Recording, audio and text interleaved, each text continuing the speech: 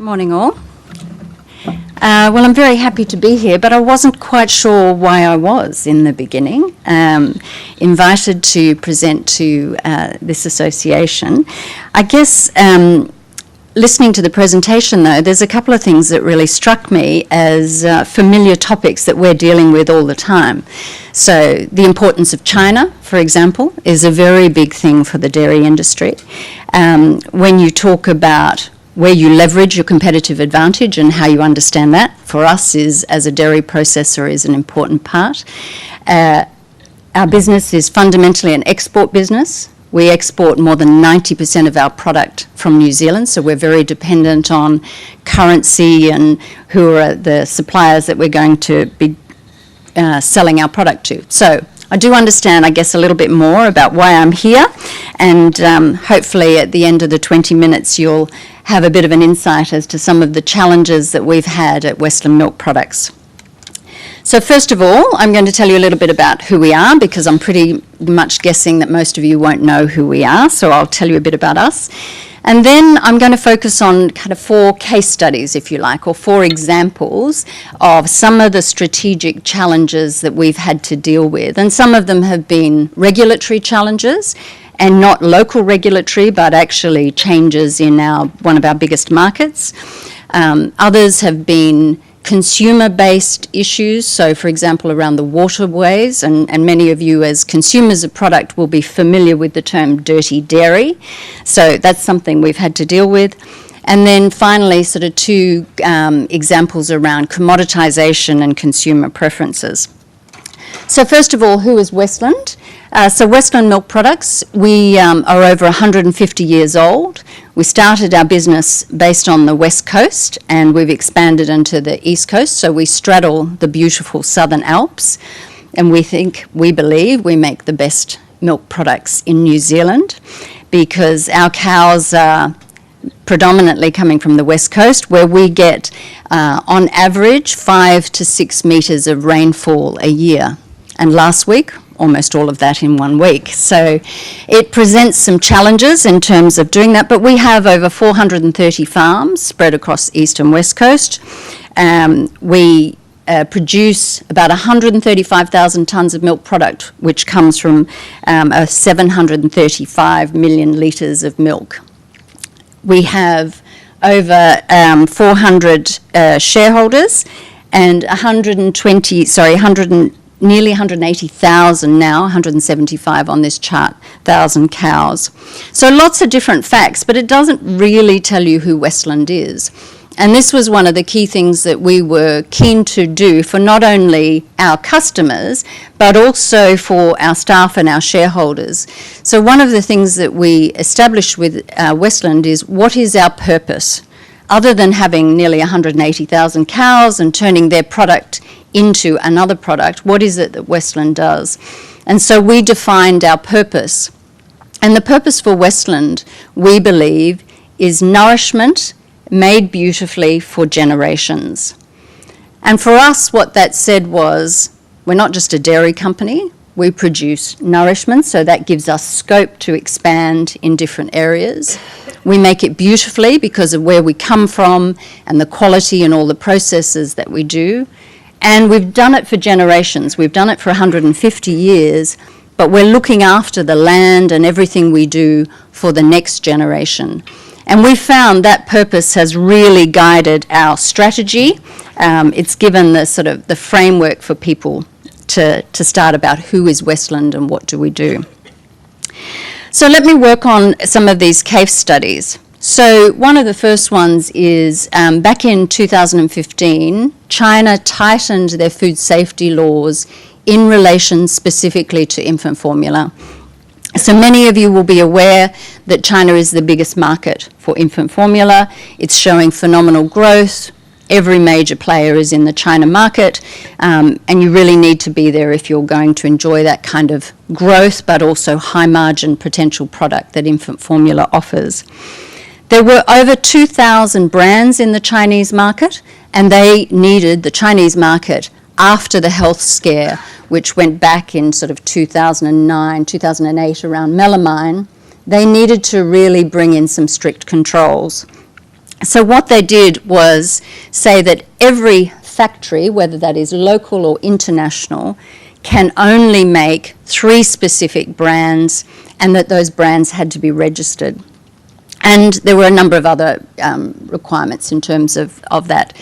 Now, clearly we saw that as a way of narrowing 2,000 brands down to what they hoped to have was less than 500.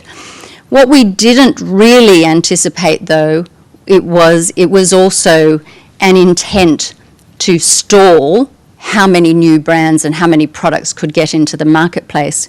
Because simultaneously with doing this, the Chinese government decided to combine 2 ministries together, but reduce the number of people working there.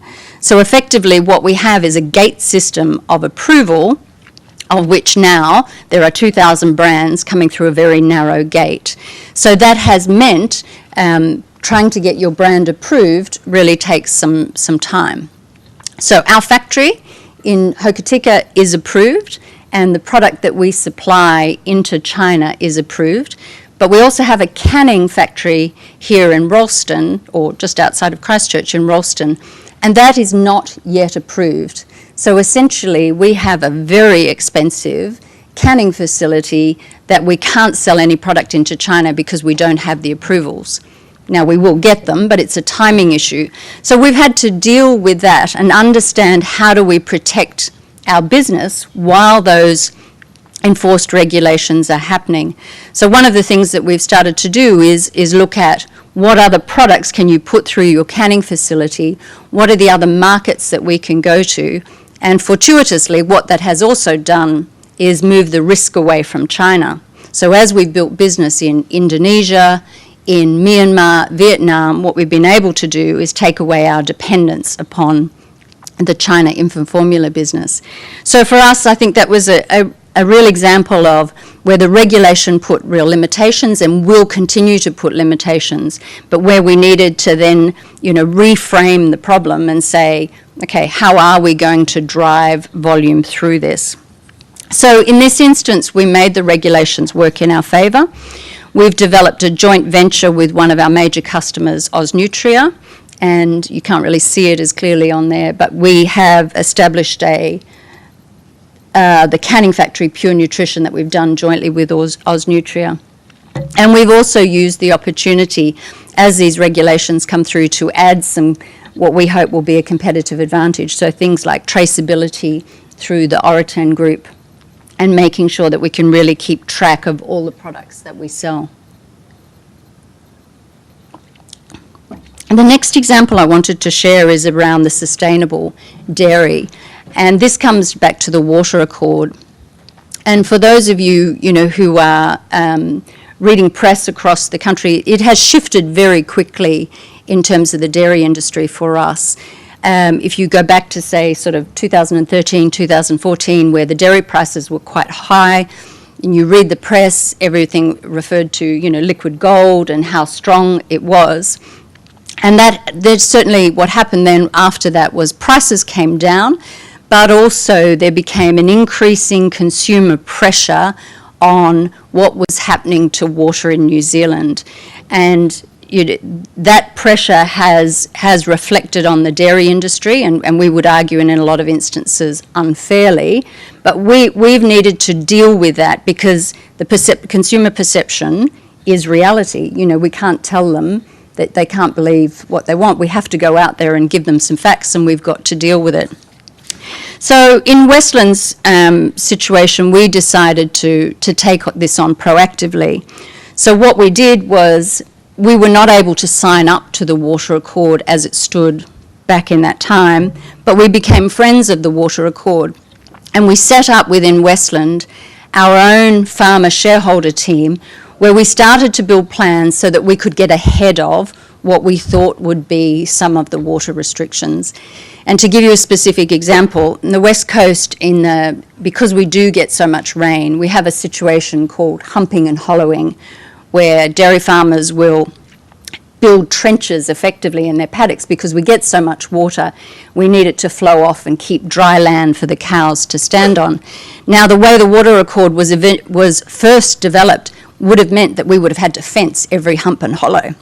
which was clearly impractical. So that's what we worked on. We worked on with the government to understand the concept of humping and hollowing, and it just didn't impact the West Coast, and had that removed and made sure that our farmers were working to get ahead of that process and not be behind. And also helping people, our farmers and our shareholders, understand that it wasn't just New Zealand consumers who were aware of this, it was also our customers. We represent some of the largest multinational customers. They buy from us, and their requirements in terms of what we have to do around environmental stewardship are much tougher than some of the New Zealand requirements. So we needed our shareholders to understand that it had gone beyond, this is something, we have to do because we're being asked to by the New Zealand government. It was something we had to do if we wanted to stay in the game. The third case study is around more commoditised markets.